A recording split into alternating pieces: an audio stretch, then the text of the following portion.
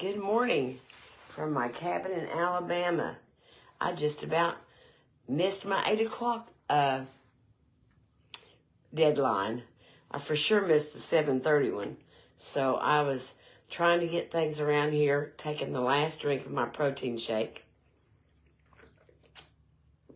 Breakfast is done. And Brenda, if you look at this, you'll be so excited to see I'm drinking flavored water. And so that's where we're at this morning. Good morning, Becky. Welcome to Alabama.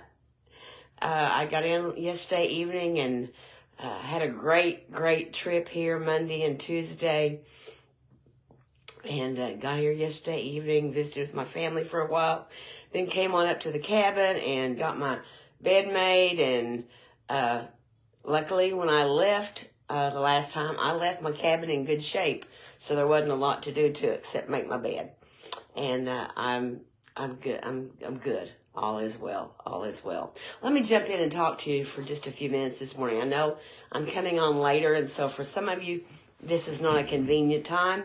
But hopefully you can come back and watch this on replay.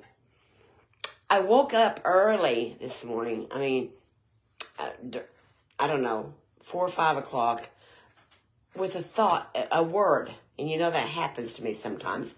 Just a word. And then I start saying, okay, Lord, what do you want me to do with this word? And the word was imagine. Now, if you're like me, which hopefully you're not, but if you are, and if you're familiar with the song, the first thing that came to my mind was the song, I Can Only Imagine. And if you've ever saw pictures of my fireplace, I have a huge canvas up on my wall that was gifted to me by a sweet sister in Texas, Sister Cherie. Gifted me as a housewarming gift, this beautiful canvas with some of the words from the song, I Can Only Imagine. It was not long after the passing of my husband, and so that was really it was a stirring song to me. I can only imagine what you're seeing and what you're doing, and I can just only imagine. So I thought of that first this morning when that word imagine. I thought about that canvas that I have on my wall, and I thought about that song, I Can Only Imagine. So then after I got up later this morning and I was trying to find Lord, what is it you want me to say this morning? I looked up the word imagine. First of all, according to Google, to imagine is to form a mental likeness of something or someone not present. As in, imagine flying in a rocket to Mars. To imagine also means to think of something especially in a way that is not currently. As in, imagine what the house might look like after all these years. Have you ever been anticipating going to visit somewhere or visit someone that you haven't seen in years, and you just imagine what it's going to be like? It's kind of shocking sometimes. And most of the time, well, I shouldn't say most, a lot of the time, what we imagine and the reality are vastly different. Now, occasionally, we've imagined something really good, and then when we get there, it's not that good. And then sometimes we imagine the worst, and thank God it comes out better. But imagining is visualizing something that you really don't know about. Visualizing in your mind, that's all you and I can do about heaven, is imagine. let me share with you what the Queen of Sheba had to say when she came to visit Solomon. In 1 Kings chapter 10, and I'm going to read the first 7 verses there. It says, and when the Queen of Sheba heard, now she'd heard, of the fame of Solomon concerning the name of the Lord, she came to prove him with hard questions. She came to check it out. She'd heard, but now she wanted to come and find out for herself. And she came to Jerusalem with a very great train, with camels that bear spices, and very much gold, and precious stones. And when she was come to Solomon, she communed with him of all that was in her heart. And Solomon told her all her questions. There was not anything hid from the king which he told her not. And when the Queen of Sheba had seen all Solomon's wisdom, and the house that he had built, and the meat of his table, and the sitting of his servants, and I'm imagining this in my mind. I mean, it's getting a hold of my spirit right now. Here's the Queen of Sheba.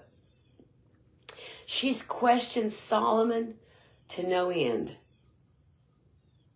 And she's sitting here. She sees his wisdom. She sees this house that he's built. She's sitting at meat at his table. She sees the sitting of his servants and the attendance of his ministers and their apparel and his cupbearers and his ascent by which he went up into the house of the Lord.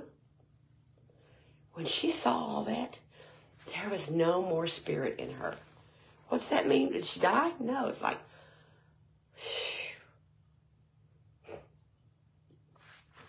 I can't believe it. I only imagined it. I only thought what it might be like from what I had heard. I'm telling you, I'm getting excited this morning. Can I tell you? Heaven's going to be worth the journey when we get there.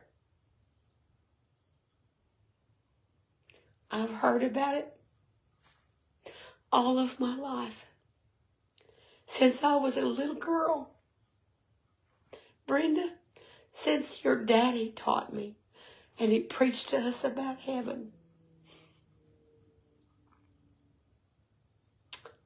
I've imagined it.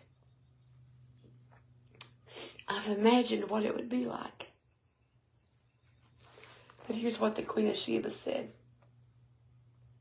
And she said to the king, it was a true report that I heard in mine own land of thy acts and of thy wisdom.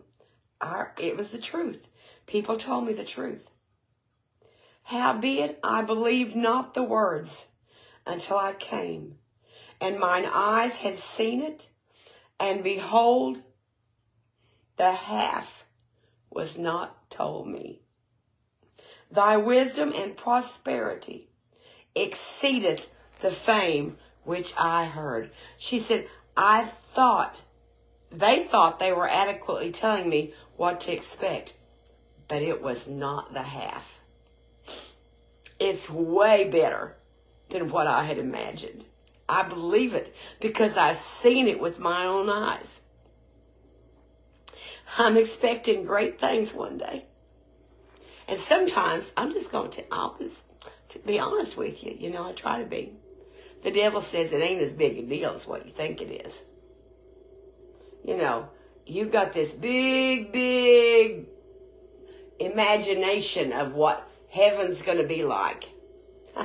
Devil, let me tell you, it's going to be better. It's going to be better than what I could even imagine. In 1 Corinthians chapter 2 and verse 9, Paul says, but as it is written,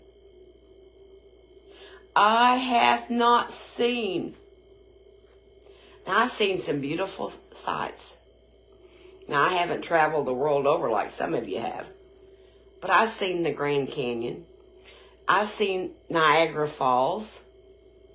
I've seen Mount Rushmore. I've seen a lot of beautiful things, spectacular things. Let me tell you about one of the most beautiful things I ever saw, though. Back in 1972 or 3, along in that era, those years. Actually, I believe it might have been March of 74.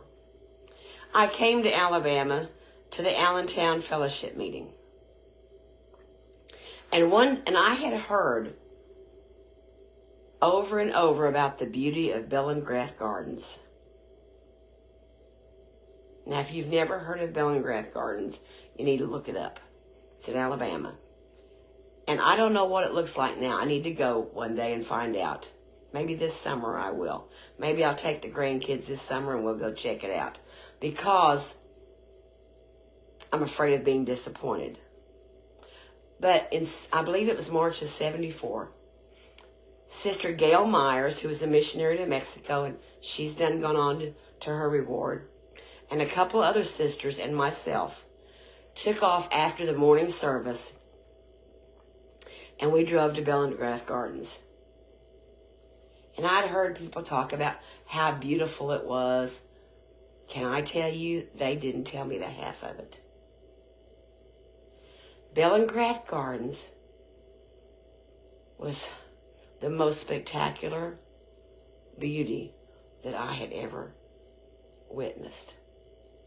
The flowers, acres of flowers, so beautifully manicured, beyond anything this little Missouri girl had ever witnessed. It was one of the most spectacular beauties I ever witnessed. Now, after that, a few years later, there was a hurricane that came and they said destroyed it.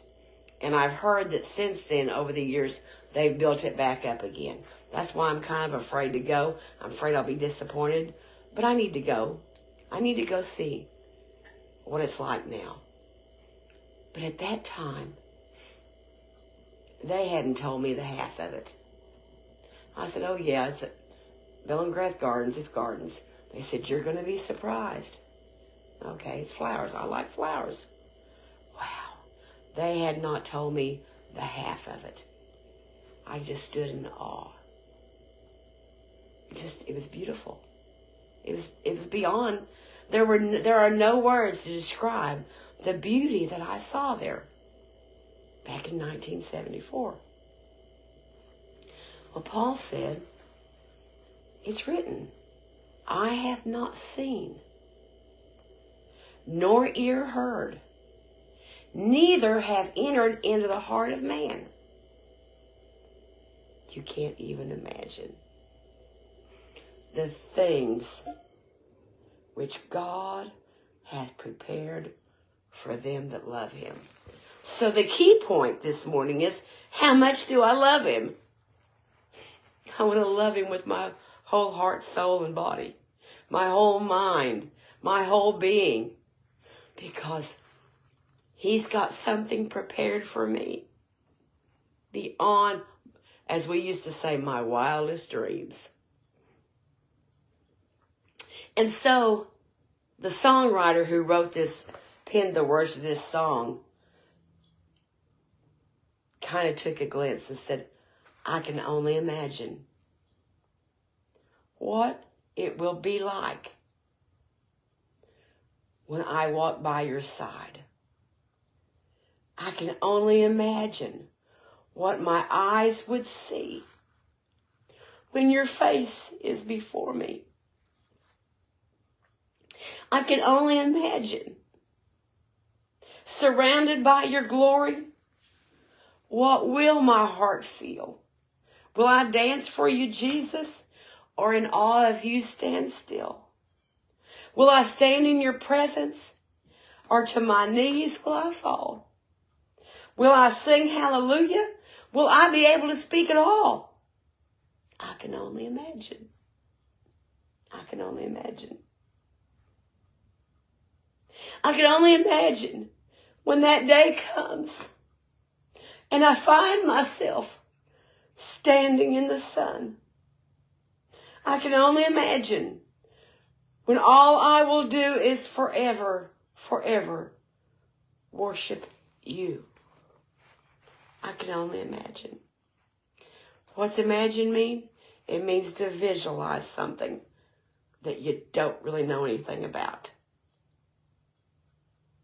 You know, it's been said that imagination is the biggest nation there is. And we talk to little children and we say, man, they've got a great imagination. Well, that's really all they have, because they haven't seen a lot. They have to imagine it. And I haven't seen heaven. And I haven't seen Jesus face to face. But can I tell you, I believe with all of my heart that, like the Queen of Sheba, one day I will be able to say, the half was not told me. Not even the half of it. And like Paul said, eye hath not seen, nor ear heard, neither have entered into the heart of man the things which God had prepared for them that love him. Do you love him this morning? I know you do. I want to love him so much this morning. And I do love him. And I can only imagine what he's prepared for me. Eye hasn't seen. Nobody's seen it yet. Ear hasn't heard. We can only imagine what God has prepared for us. And as the Queen of Sheba said, I don't believe the half has ever been told. God bless you this morning. I've talked to some friends as of late. They're tired. And they're weary with the journey. And that's okay. Jesus got weary with the journey. But he didn't quit. He just sat down and rested. So if you're weary with the journey today, don't give up, my friend. Don't quit. Just take a break and rest. Because as one of my favorite little stories says, the best is yet to come. God bless you. Have a great day. I'm in anticipation of a great fellowship meeting this weekend, starting tonight at my son's church, House of Prayer, here in Bruton, Alabama. And I'm expecting to just worship the Lord and feel his presence. And I feel it right now. God bless you. And until next Tuesday, the Lord willing, who knows where I'll be? You'll just have to check in and find out. I love you. God bless you. Thanks for joining me this morning.